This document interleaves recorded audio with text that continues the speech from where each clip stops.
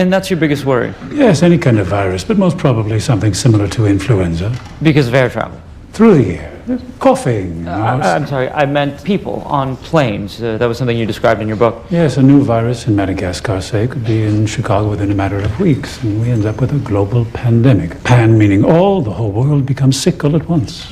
And Dr. Newman, you're also an epidemiologist. I presume the prospect of a viral pandemic keeps you up at night as well? No. No? No. All right, well, that's our show. No, mankind has been at war with the virus from the start. Sometimes millions of people die, as in an actual war, but in the end, we always win. But you, just to be clear, you do think microorganisms pose a threat? Oh, in the most dire terms. Bacteria? No. You like saying no? Yes. Not bacteria, not viruses, so... Fungus.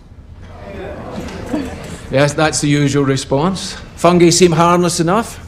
Many species know otherwise, because there are some fungi who seek not to kill, but to control.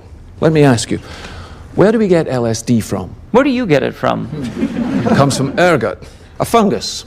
Psilocybin, also a fungus.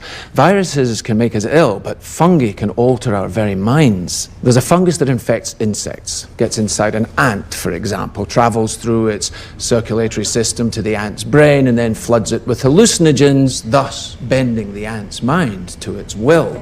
The fungus starts to direct the ant's behavior, telling it where to go, what to do, like a puppeteer with a marionette. And it gets worse. The fungus needs food to live, so it begins to devour its host from within, replacing the ant's flesh with its own. But it doesn't let its victim die, no. It keeps its puppet alive by preventing decomposition. How?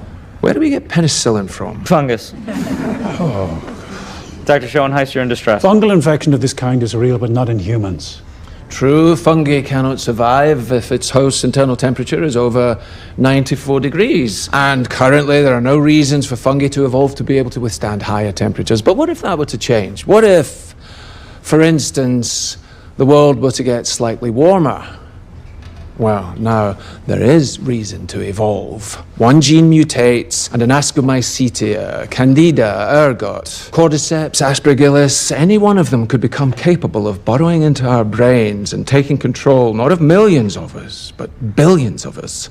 Billions of puppets with poisoned minds, permanently fixed on one unifying goal: to spread the infection to every last human alive by any means necessary. And there are no treatments for this, no preventatives, no cures. They don't exist. It's not even possible to make them. So if that happens... we lose.